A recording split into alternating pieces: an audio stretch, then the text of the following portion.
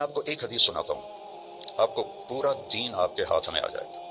10 لاکھ حدیثیں ہیں، میں ایک حدیث سنانے لگا، صرف ایک۔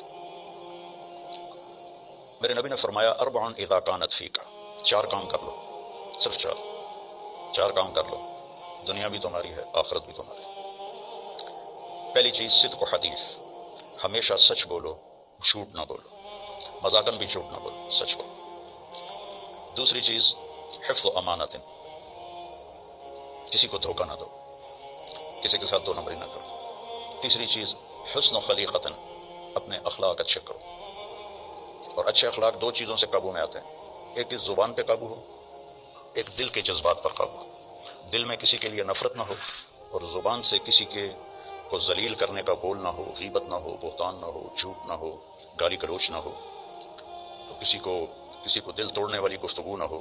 یہ 2 باتیں کوئی عورت کوئی مرد کر لے تو اس کے تقریباً سارے ہی اخلاق اس کے قابو میں آ جاتے ہیں۔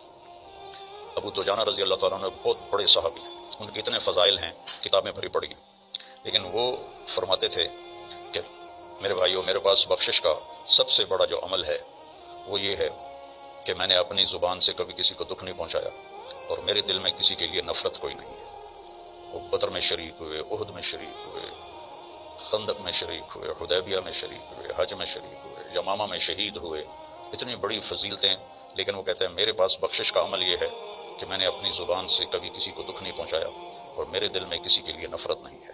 یہ فرائض کے بعد اس 2 چیزوں پہ آپ عمل کر لیں تو آپ کے اخلاق بہت عالی ہو جائیں گے۔ اور چوتھی چیز فرمائی عفت فی طعمۃ، کہ رزق حلال کماؤ۔ تو یہ 4 کام ہیں، سچ بولنا، دیانتداری سے کام کرنا، دھوکہ نہ دینا، اخلاق اچھے رکھنا، اور رزق حلال کمانا۔ تو ان 4 کاموں پر جہاں مرضی آپ دنیا میں زندگی گزاریں، آپ کی دنیا بھی بن جائے گی، آپ کی آخرت بھی بن جائے گی۔ تبلیغ میں اس کو سیکھنے کی محنت ہوتی ہے کہ اس میں تھوڑا وقت لگتا رہے تو زندگی کو ایک رخ مل جاتا ہے، عمل کی توفیق مل جاتی ہے۔